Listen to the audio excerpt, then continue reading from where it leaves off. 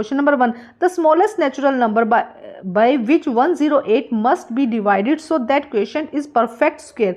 क्या कहा जा रहा है कि एक इन नंबर्स में से स्मॉलेस्ट नंबर कौन सा है जिसको 108 से क्या किया जाए, डिवाइड किया जाए, और जो क्वेश्चन आए वो क्या हो, परफेक्ट स्क्वायर हो। तो हम देखते हैं 2 से कर देखते हैं कितना आ जाएगा, 54। तो 54 एक परफेक्ट स्क्वायर नहीं है।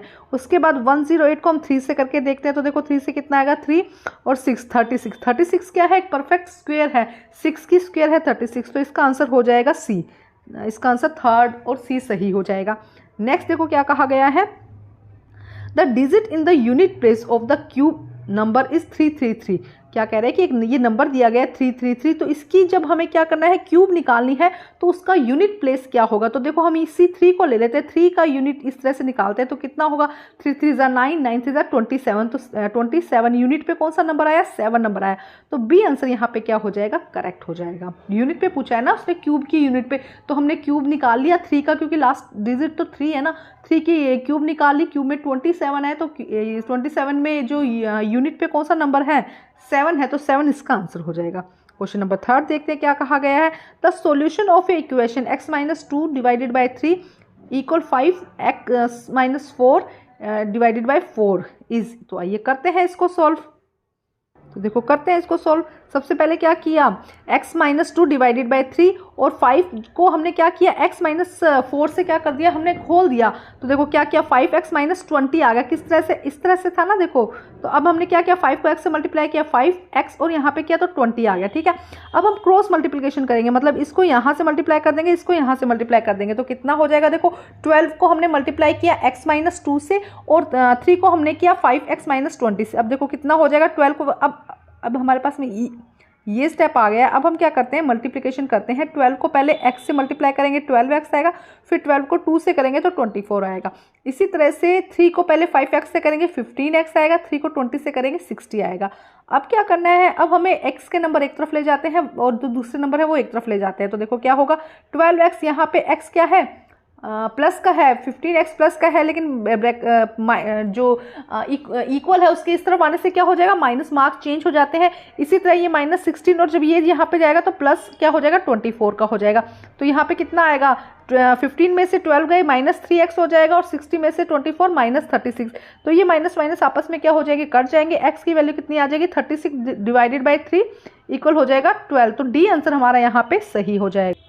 तो यहाँ पे हमारा डी आंसर क्या हो जाएगा, करेक्ट हो जाएगा। 12 आंसर आ जाएगा, डी आंसर करेक्ट हो जाएगा। नेक्स्ट देखते हैं क्वेश्चन नंबर 4। तो क्वेश्चन नंबर 4 में क्या कहा गया है, the sale price of A printer, एक प्रिंटर का सेल प्राइस कितना है, इसका जो अगर हम कहें सेल प्राइस कितना हो जाएगा, 13,000 हो जाएगा। The sale tax charge on it is the 12%, उस पर सेल चार्ज लगता है 12%। The amount Vinod will be have to pay if he buy it, अगर विनोद उसको बाय करना चाहता है तो उसको कितना पैसा देना पड़ेगा, 13,000 का वो है, उस पर 12% टैक्स लग गया। तो हम निकालेंगे 13 का 12% निकाल लेंगे और उसको ऐड कर देंगे। करते हैं सॉल्व। देखो किस तरह से निकालेंगे, 13,000 उसका 12%, 12 डिवाइडेड बाई 100 सोल्व करेंगे तो कितना आएगा, 1560, ठीक है। अब 13,000 में क्या करेंगे, 156 को ऐड कर देंगे तो आंसर हमारा क्या हो जाएगा, 14,560, क्योंकि जो 12% टैक्स लगा है वो ऐड होगा तभी उसको कोई खरीद सकेगा। तो 14,560 हमारा यहाँ पर आंसर हो जाएगा। नेक्स्ट क्वेश्चन देखते हैं, क्वेश्चन नंबर 5। देखो क्या कहा गया, the sum of the mn + 5 - 2 and mn 3 is. तो हम देखो पहले इसको सोल्व करेंगे तो +3 आ जाएगा, mn +3 आ जाएगा, और ये +3 है तो एक mn ये, एक mn ये, तो 2 mn हो जाएगा हमारे पास में, और +6 हो जाएगा। तो डी आंसर यहाँ पे क्या हो जाएगा, करेक्ट हो जाएगा। इसका डी आंसर क्या हो जाएगा, करेक्ट हो जाएगा। अब देख सकते हैं, देखो क्या कहा गया, mn 5 - 2 की वैल्यू कितनी हो जाएगी, mn +3, क्योंकि प्लस क्या है, बड़ा नंबर है ना प्लस का, और mn +3, तो ये दोनों मिलकर क्या बन जाएंगे, 2mn +6। डी आंसर करेक्ट हो जाएगा। अब हम करते हैं 6 क्वेश्चन। देखो 6 क्वेश्चन में क्या है, 5 metre 60 centimetre high a vertical pole, ये एक वर्टिकल पोल है, cast a shadow is 2 metre 80 metre long, तो उसकी शेडो कितनी है, 280 मीटर लॉन्ग की, ठीक है। At the same time the length of the shadow cast by another pole 750 centimetre है, तो उसकी शेडो कितनी होगी। तो देखो यहाँ पे एक ध्यान रखो कि ये इसकी हाइट, ये इसकी क्या है, उसकी वर्टिकल हाइट है 560, और उसकी शेडो कितनी है 280। तो अगर हम डिवाइडेड बाय 2 करते हैं तो कितना हो जाएगा 280 आएगा। मतलब कि जितनी वो पोल है उसका आधी क्या हो रही है, उसकी शेडो हो रही है, हाफ शेडो हो रही है। तो इसी तरह 750 का जब हम हाफ करेंगे तो 375। ए आंसर यहाँ पे क्या हो जाएगा, करेक्ट हो जाएगा। क्वेश्चन नंबर नेक्स्ट देखते हैं, क्वेश्चन नंबर 7 देखते हैं। y की स्क्वायर 19y एंड 150, इसका हमें क्या करना है, इसका हमें फैक्टराइजेशन फ्रॉम द y की स्क्वायर प्लस 19 प्लस 150। तो देखो जब 19 को इस तरह से 2 पार्ट्स में तोड़ेंगे, जब क्या हो, जब इसको ऐड करें तो 19 आए, और जब इसको मल्टीप्लाई करें तो कितना आए, जब इसको मल्टीप्लाई करें तो 150 आए। तो देखो यहाँ पे ये क्वेश्चन क्योंकि प्लस है ना, तो 25 और 6 में जब प्लस करेंगे तो प्लस 19 आ जाएगा। डी आंसर हमारा यहाँ पे सही होगा। फैक्टराइजेशन के आगे बहुत सारे क्वेश्चन है, वहाँ पे इसको और अच्छे से एक्सप्लेन कर लेंगे हम। तो डी आंसर यहाँ पे क्या हो जाएगा, सही हो जाएगा। अब देखते हैं नेक्स्ट क्वेश्चन, क्या कहा गया क्वेश्चन में, following the line graph show the sale of the doll by Suhas from Monday to Saturday on a particular week. If the cost of the one doll is 35, एक डॉल की कीमत कितनी है 35, then the amount received by the Suhas from the sale of the doll is Saturday. तो Saturday को उसने कितना price, मतलब उसको पैसे मिले होंगे। एक डॉल की कीमत कितनी है 35 बोला, एक डॉल की कीमत 35 है, और सैटरडे को कितनी डॉल सेल की है उसने 40 डॉल। तो जब इनको मल्टीप्लाई करेंगे तो 1400 हमारा आंसर हो जाएगा।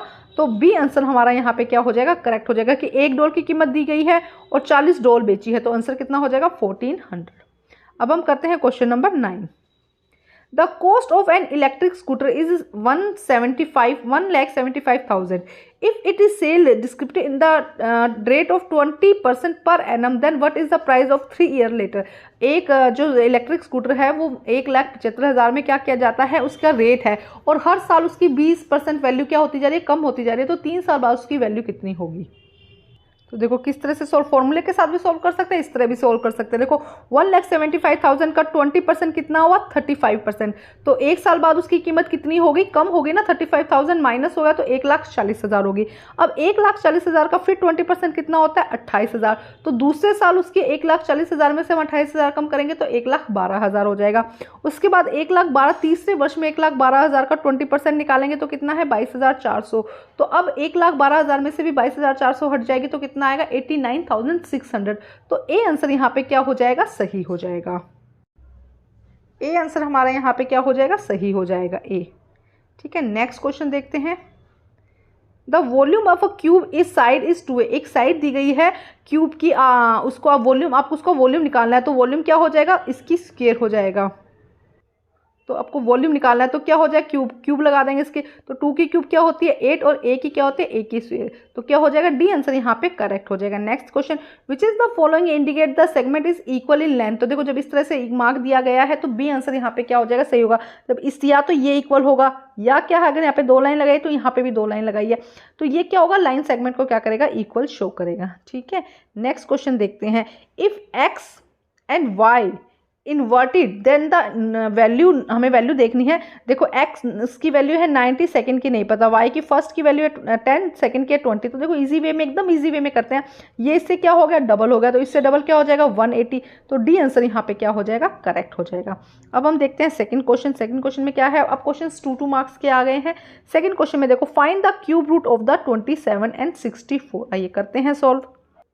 वो किस तरह से करेंगे, 27 किसका क्यूब है, 3 की क्यूब है, और 64 4 की क्यूब है। तो 3 की क्यूब इंटू क्या है 4 की क्यूब। ठीक है, अब हमने क्या किया, 3 इंटू 4 कर दिया इसको क्यूब रूट करके। ठीक है, अब 3 मल्टीप्लाई 4 कितना हो जाएगा 12। तो इसका आंसर कितना आ जाएगा 12। क्वेश्चन नंबर 3 देखते हैं। Solve 0.16 minus 5x minus 2 equal 4x plus 7। आइए करते हैं इसको सॉल्व। देखो क्या करेंगे, बहुत ही आसान है। 0.65x minus 2 0.4x plus 7। तो 6 को पहले 8 से, 0.16 को 5 से मल्टीप्लाई करेंगे तो कितना आएगा 0.8 आ जाएगा, और 0.16 को जब 2 से करेंगे तो 0.32 आ जाएगा। ठीक है, उसके बाद इसको सेम एज इट इज रहने देंगे। अब क्या करेंगे, x वाले नंबर एक तरफ लिख लेंगे, 0.8 माइनस 0.4 x आ जाएगा 32 पॉइंट्स प्लस 7। तो ठीक है, अब इसमें से हम सब्ट्रैक्शन करेंगे तो कितना आ जाएगा 0.4 x आ जाएगा, और 7 क्योंकि 7 पॉइंट से पहले है इसलिए 7.32 आ जाएगा। अब हम क्या करेंगे, 4 को डिविजिबल कर देंगे तो आंसर हमारा कितना आ जाएगा 18/3। अब धीरे धीरे स्टेप को, वीडियो को पॉज करके भी आप एक बार आंसर चेक कर सकते हैं। तो 18/3 हमारा यहाँ पर आंसर हो जाएगा। नेक्स्ट क्वेश्चन देखते हैं। इफ 4x minus 9/2 divided by 15/2 then value of x की हमको यहाँ पर वैल्यू निकालनी है। देखो क्या कहा जा रहा है यहाँ पे, 4x माइनस 9 डिवाइडेड बाई 2 15/2। तो सबसे पहले हम इस 9/2 को इस तरफ ले जाएंगे और निशान क्या हो जाएगा, पॉजिटिव हो जाएगा। तो 4x किसके इक्वल हो जाएगा, 15/2 प्लस 9/2। ठीक है, उसके बाद अब इन दोनों को, क्योंकि इनका एलसीएम क्या आएगा, 2 ही आएगा, इन दोनों को ऐड करेंगे तो 24/2 आ जाएगा।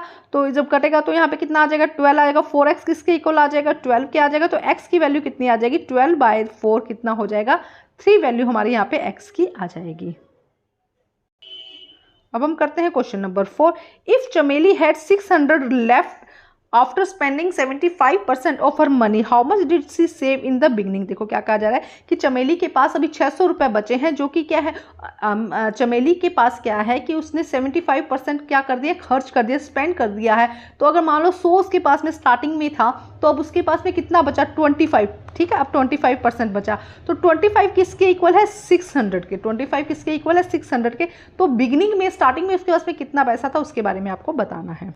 तो देखो क्या लिखेंगे हम, स्पेंड 75% स्पेंड कर दिया उसने, तो लेफ्ट कितना है 25%, और लेफ्ट अभी मनी कितनी बची है उसके पास में 600। तो 25% ऑफ x कितना है, इक्वल है 600 के। समझ गए कि अब उसके पास में कितना पैसा बचा है, 25% बचा और एक्चुअली पैसा कितना है 600। तो हम निकलेंगे 25 मल्टीप्लाई x बाई 100 और 600 के इक्वल हो जाएगा। जब इसको कट करेंगे तो कितना आ जाएगा, x/4 इक्वल 600। तो x की वैल्यू यहाँ पे कितनी आ जाएगी, 2400, 2400 रुपये यहाँ पे हमारी x की वैल्यू आ जाएगी।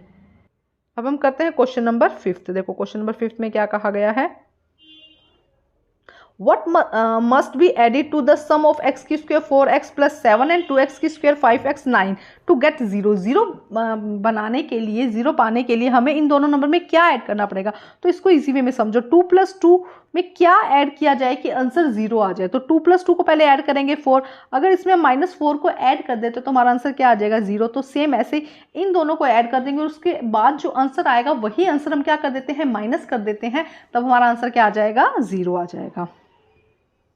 तो देखो क्या आंसर होगा, x की स्क्वायर प्लस 4x प्लस 7 इनको ऐड कर दिया, 2x की स्क्वायर 5x 9x। तो हमारे पास में आंसर क्या हो गया, ये देखो ये 2x और ये x की स्क्वायर मिलकर 3x की स्क्वायर बन गया। ये 4x माइनस का है, ये 4x प्लस का है, तो x प्लस का आ गया।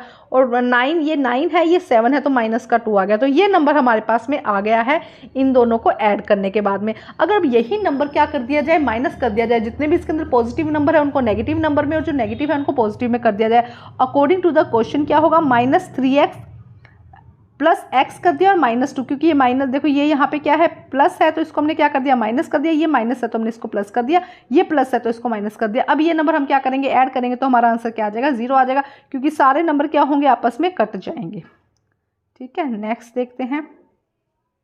नेक्स्ट क्वेश्चन देखो, क्वेश्चन नंबर 6, फैक्टराइज x की 4 x एंड y की 4। तो आइए करते हैं सॉल्व। देखो करेंगे सोल्व, तो यहाँ पे क्या x की 4 माइनस y की 4 में फॉर्मूला क्या बनेगा, पहले हम इसको इस तरह से लिखेंगे, x की स्क्वायर y की स्क्वायर की स्क्वायर। तो क्या लिखा हमने, x की स्क्वायर y की स्क्वायर की स्क्वायर। तो क्या बना, a की स्क्वायर माइनस b की स्क्वायर। तो हमारे पास में आंसर क्या होता है, a की स्क्वायर फॉर्मूले आपको याद करने हैं, a की स्क्वायर माइनस b की स्क्वायर का फॉर्मूला होता है a plus b and a minus b. तो हमने लिख दिया, देखो x की स्क्वायर माइनस y की स्क्वायर, x की स्क्वायर प्लस y। अब अगर इसको हम ध्यान से देखेंगे तो फिर से यही फॉर्मूला लग रहा है, a की स्क्वायर माइनस b की स्क्वायर ना। तो अब इसको फिर से खोलेंगे तो x minus y, x plus y, x की स्क्वायर माइनस वाई की स्क्वायर। नेक्स्ट क्वेश्चन देखते हैं हम, क्वेश्चन नंबर 7। देखो क्या कहा गया है, A rectangular piece of a paper is dimension is 22 centimeter 10 centimeter rolled along a length of the former cylinder.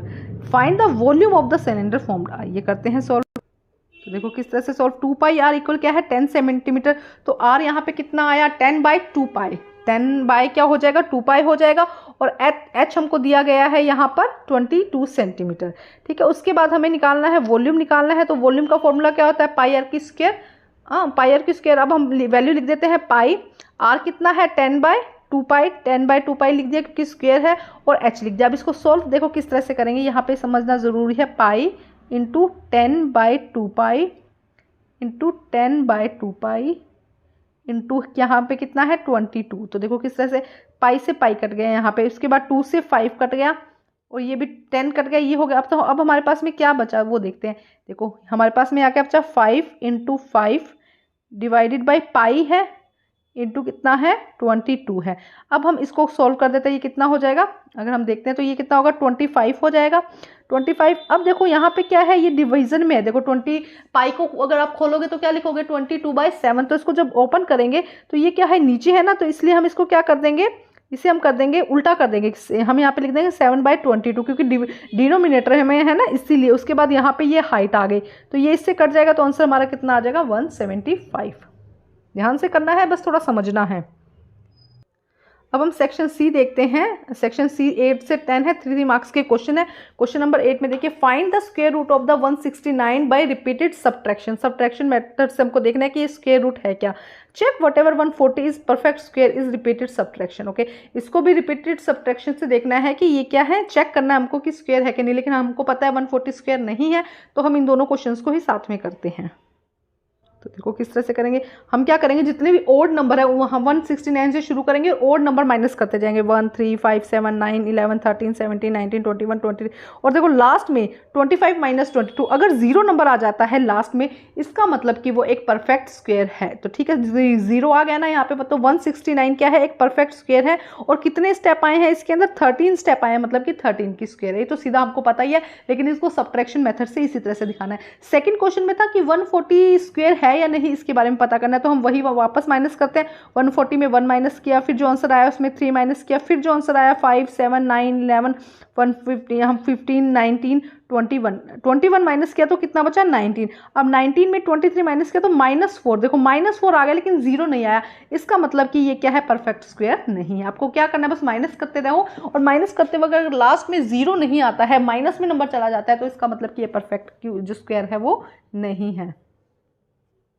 अब हम करते हैं क्वेश्चन नंबर 9। क्वेश्चन नंबर 9 में क्या है, a scout camp, there is a food provision for 300 candidates for the 42 days. एक मतलब scout camp लगा हुआ है जिसके अंदर 300 कैंडिडेट्स हैं, जिनका जो फूड है वो 42 डेज का है, मतलब 300 लोगों का खाना है 42 डेज के लिए। 50 more candidate join the camp. अब 50 लोग और आ गए, कैंडिडेट्स और आ गए, तो अब खाना कितने दिन चलेगा, तो ऑब्वियसली कम हो जाएगा ना खाना। क्वेश्चन में क्या कहा गया कि 300 लोग थे, 42 डेज का खाना था, ठीक है। अब 50 और ऐड हो गए, मतलब अब टोटल कितने हो गए, 350 लोग हो गए। तो अब खाना कितने दिन चलेगा, तो खाना कम हो जाएगा। तो आइए करते हैं इसको सॉल्व। तो देखो क्या है, 300 लोग थे, 42 डेज का खाना चल रहा था। देखो इस तरह से करते हैं, 300 लोग थे, कैंडिडेट्स थे, 42 डेज का खाना था। जब 350 है तो कितने डेज का खाना हो जाएगा, तो हम क्या करेंगे, 342 डिवाइडेड बाई 350, तो x की वैल्यू आ जाएगी। x की वैल्यू यहाँ पे कितनी आ जाएगी, 36 डेज, मतलब खाना कितने दिन चलेगा, 36 डेज चलेगा। अब देखते हैं क्वेश्चन नंबर 10 में क्या कहा गया है। A roller takes 75 complete revolution of the move once over the level of a road.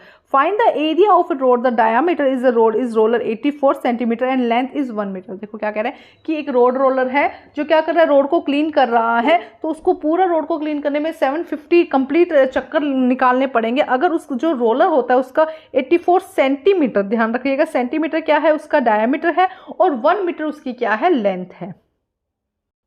तो सबसे पहले डायमीटर कितना दिया गया है 84, तो हम रेडियस निकालेंगे, रेडियस कितना हो जाएगा 42 सेंटीमीटर। अब उसकी लेंथ कितनी है 1 मीटर है, तो हम इसको सेंटीमीटर में कन्वर्ट कर देंगे, 100 सेंटीमीटर आ जाएगा। अब एरिया का फॉर्मूला क्या होता है 2πRh, तो 2πRh की हम वैल्यू लगाएंगे तो हमारे पास में एरिया आ जाएगा 26400, मतलब वो एक साइकिल जब एक चक्कर लगाता है तो वो कितना एरिया कवर करता है 26400। अब उसको कितने चक्कर लगाने हैं 750, तो 750 से मल्टीप्लाई करेंगे कितना आएगा 1980000, ठीक है, सेंटीमीटर स्क्वायर। यहाँ पे आप देखेंगे सेंटीमीटर में आ रहा है।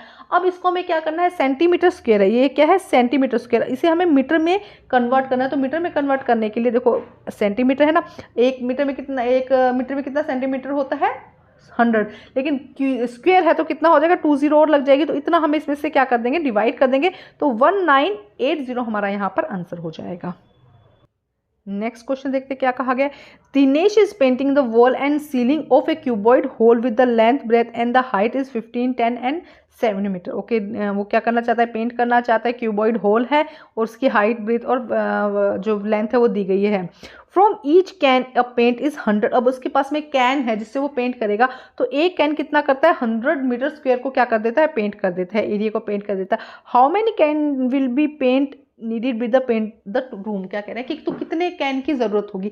एक कैन कितना करता है, 100 मीटर स्क्वायर को क्या कर देता है, कवर कर देता है। तो कितने कैन की जरूरत है, तो पहले एरिया निकालेंगे, उसके बाद में यहाँ पर उससे डिवाइड कर देंगे। तो अब देखो, सबसे पहले लेंथ ऑफ वॉल कितनी है, 15 मीटर, ब्रेथ कितनी है 10 मीटर एंड हाइट कितनी है 7 मीटर। तो सरफेस एरिया का फॉर्मूला याद कर लो, L B plus 2BH plus L और एच। ठीक है, ये फॉर्मूला पूरी इसकी क्यूबॉइड का जो पूरा सरफेस एरिया है उसका फॉर्मूला हो जाएगा। अब हम इसको सोल्व करेंगे, जब सोल्व करेंगे तो कितना आएगा, 150 प्लस 350 500 मीटर स्क्वायर हमारा आंसर आ जाएगा। 5 मीटर स्क्वायर हमारा एरिया है, प्रॉपर पूरा सरफेस एरिया है जिसपे पेंट होना है। अब कितने कैन की जरूरत है, एक कैन क्या करता है, 100 मीटर स्क्वायर को क्या कर देता है, कवर कर देता है। तो कितने कैन चाहिए होंगे, 5 कैन चाहिए होंगे। 5 कैन क्या करेंगे, पूरे एरिया को कवर कर देंगे। अब हम करते हैं नेक्स्ट क्वेश्चन। क्वेश्चन 11 to 13 है, 5 मार्क्स के क्वेश्चन है, तो आइए करते हैं इनको सोल्व। क्वेश्चन देखिए, फर्स्ट क्या है, right all the properties of the square. Square की आपको प्रॉपर्टीज बतानी है, करते हैं इसको सोल्व। देखिए क्या हो जाएगा यहाँ पे, all interior angle are equal. तो अगर हम एक स्क्वायर की बात करते हैं तो जितने भी इंटीरियर एंगल हैं वो क्या होते हैं, 90 डिग्री के होते हैं, इक्वल टू 90 डिग्री। तो ये सारे एंगल 90 डिग्री के होंगे। All 4 side are square are the congruent और इक्वल टू ईच अदर। सारी की सारी साइड्स क्या होंगी, इक्वल होंगी, कॉन्ग्रेंट होगी। The opposite side are square is the parallel. Opposite side ये इसके क्या होगी, पैरेलल होगी। एक डायग्राम जरूर बना दीजिएगा। The diagonal of the square bisect each at the 90 degree. जहां पर ये क्या करेंगे, बाइसेक्ट करेंगे, वहां पे भी क्या होगा, 90 डिग्री होगा। The two diagonal of the square are called equal to each other. और ये डायगोनल एक दूसरे के क्या होंगे, इक्वल होंगे। तो इस तरह से एक स्क्वायर का डायग्राम बना दीजिएगा, क्योंकि 5 मार्क्स का क्वेश्चन है। ABCD करके लिख दीजिएगा कि एक स्क्वायर है और ये इसके कुछ पॉइंट्स आपको बताने हैं। अच्छे से बता दीजिएगा, एक्सप्लेन कर दीजिएगा इनको, और ये बता दीजिएगा। यहाँ पे आप 90 डिग्री लिख सकते हो, तो angle A, angle B, C यहाँ पे लिख दीजिएगा। Angle A, angle B, angle C, angle D 90 degree के हैं। साइड्स कर दीजिएगा कि जैसे कि AB किसके पैरेलल है, CD के पैरेलल है। इस तरह से भी आप बता सकते हैं। ठीक है, तो थोड़ा सा और अच्छे से इसको एक्सप्लेन कर दीजिएगा। 5 मार्क्स का क्वेश्चन है, लेकिन इतना लिख देंगे तो नंबर जरूर मिल जाएंगे। अब हम इसके नेक्स्ट क्वेश्चन देखते हैं। इससे पहले गाइज, आप मेरी इंस्टाग्राम पे भी आईडी है, स्मार्ट स्टडी 10 चैनल का नेम है। आप वहाँ पे जाके उसको फॉलो कर सकते हैं। वहाँ पे आपको जो भी इंफॉर्मेशन होगी रिगार्डिंग सर्कुलर की, जो भी आपकी सैम्पल पेपर है इसके रिगार्डिंग वहाँ पे आंसर की मिल जाएगी आपको। तो आप प्लीज़ उसको फॉलो कर लीजिए, जिससे कि ज़्यादा से ज़्यादा इन्फॉर्मेशन आप लोगों को मिल सके। उसका जो नेम है मैं आपको अभी बता दूंगी। तो उससे पहले क्वेश्चन देखते हैं। PQRS is a rhombus, write a 3 properties of the PQRS। PQRS की आपको 3 प्रॉपर्टीज लिखनी है। Diagonal of the PQRS meet is point O। If the PQ is 4 and OQ is 3 cm, then the find the value of the PR and SQ। तो देखो क्या करना है आपको, पहले रोम्बस का क्या करना है, एक डायग्राम पहले रीड कर लेती हूँ, उसके बाद डायग्राम बना दूंगी। All side of the rhombus are equals. Okay, वो सारी साइड्स क्या होती है, रोम्बस की इक्वल होती है। The opposite side as a rhombus are parallel. Opposite sides कैसी होती है, पैरेलल होती है। Opposite angle of a rhombus are equal. Rhombus के अपोजिट जो एंगल है वो क्या होते हैं, इक्वल होते हैं। In a rhombus diagonal bisect each other is a right angle. जहाँ पे इनका बाइसेक्ट करता है, जो डायगोनल है वो क्या करता है, 90 डिग्री वहाँ पर बनता है।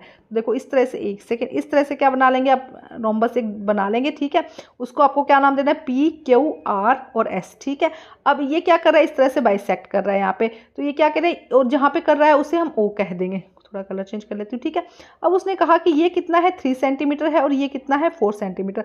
अब वो कहता है कि PR प्लस आपको बताना है QS की वैल्यू कितनी है। तो देखो PR जितना है उतना ही Q है, तो ये भी कितना हो जाएगा, 3, और ये कितना हो जाएगा, 4। तो ठीक है, तो 3 + 3 6 हो जाएगा और 4 + 4 8 हो जाएगा। तो कितना हो जाएगा, 14 सेंटीमीटर क्या हो जाएगा, इसकी लेंथ हो जाएगी 14 सेंटीमीटर। इस क्वेश्चन में थोड़ा सा डाउट है, आप चेक करके बताइए कि क्या ये सही है। कमेंट कीजिए, क्योंकि मुझे थोड़ा सा डाउट लग रहा है। अगर ये सही है तो कमेंट ज़रूर कीजिएगा कि हाँ इस क्वेश्चन में कोई प्रॉब्लम नहीं है, सही है। और अगर कोई प्रॉब्लम लग रही है कि हाँ यहाँ पे थोड़ा सा ये वाला फॉर्मूला लगना था, तो उसके लिए भी मुझे कमेंट में आंसर कीजिएगा, मैं ज़रूर देखूंगी। ठीक है, अब हम करते हैं नेक्स्ट क्वेश्चन। क्वेश्चन नंबर 12 देखते हैं हम। Find the value of 78 using the suitable identity. Identity का यूज करना है हमको और उसके बाद इसको क्या करना है, सोल्व करना है। तो 78 की स्क्वायर में कौन सी लगेगी, 80 - 2, ये आइडेंटिटी लगेगी 80 - 2। उसके बाद नेक्स्ट है ऑल्सो फैक्टराइज 4y की स्क्वायर 12y एंड 9। तो दोनों ही क्वेश्चन हम साथ में करते हैं। हमें क्या करना है, एक तो यहाँ पे फैक्टराइजेशन करना है, सेकंड 78 को यूजिंग हमें आइडेंटिटी यूज करके इसको सॉल्व करना है। तो देखो यूज करके हम किस तरह से करेंगे, 78 की स्क्वायर को हमने लिखा 80 - 2 की स्क्वायर। अब यहाँ पे कौन सा फॉर्मूला लग गया, यहाँ पर लग गया a - b की स्क्वायर। तो a - b की स्क्वायर का आंसर क्या होता है, a की स्क्वायर -2ab + b की स्क्वायर। तो a यहाँ पर क्या है 80 हो जाएगा, a यहाँ पे 80 के इक्वल होगा, b यहाँ पर 2 के इक्वल होगा। तो 80 की स्क्वायर -280 + b, a b की जगह 80 और 2 हो जाएगा और 2 की स्क्वायर।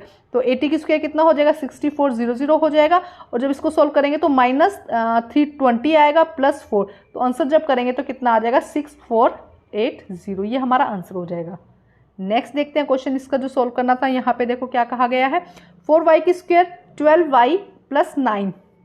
अब इसे सोल्व करते हैं। तो देखो 4y, अब इसको 2 पार्ट्स में तोड़ लो जिनका सम कितना है 12 है। तो 6y और 6y में हमने इसको क्या कर लिया, तोड़ लिया या फैक्टर बना लिया इसके, ठीक है। अब देखो क्या किया, अब इन दोनों में कॉमन क्या है, इन दोनों में 2 कॉमन है, 2y कॉमन है। देखो y और 2 कॉमन निकालना आपको आता होगा, जो दोनों के अंदर हो उसे हम क्या कहते हैं, कॉमन कहते हैं। तो कॉमन किन किन के बीच में निकलेगा, इन दोनों के बीच में और इन दोनों के बीच में। तो अगर हम देखें यहाँ पर कॉमन, तो देखो 2y यहाँ पे कॉमन है, तो क्या बच जाएगा, 2y - 3 बच गया। इसी तरह से यहाँ पे 3 कॉमन है, तो 2y - 3। तो यहाँ पे भी क्या आ गया, 2 - 3, तो यहाँ पे भी 2y - 3। तो या तो ये आंसर लिख दो। अब देखो यहाँ पे आप इसकी स्क्वायर करके भी आंसर लिख सकते हो, कोई भी लिख दोगे, दोनों में पूरे नंबर मिल जाएंगे। तो इस तरह से आप इसको सोल्व करेंगे।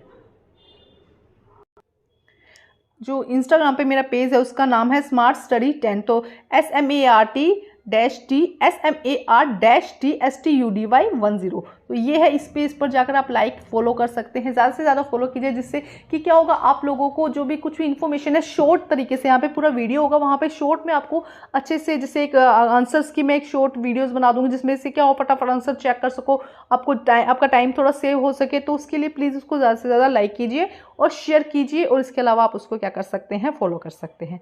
अब हम करते हैं नेक्स्ट क्वेश्चन।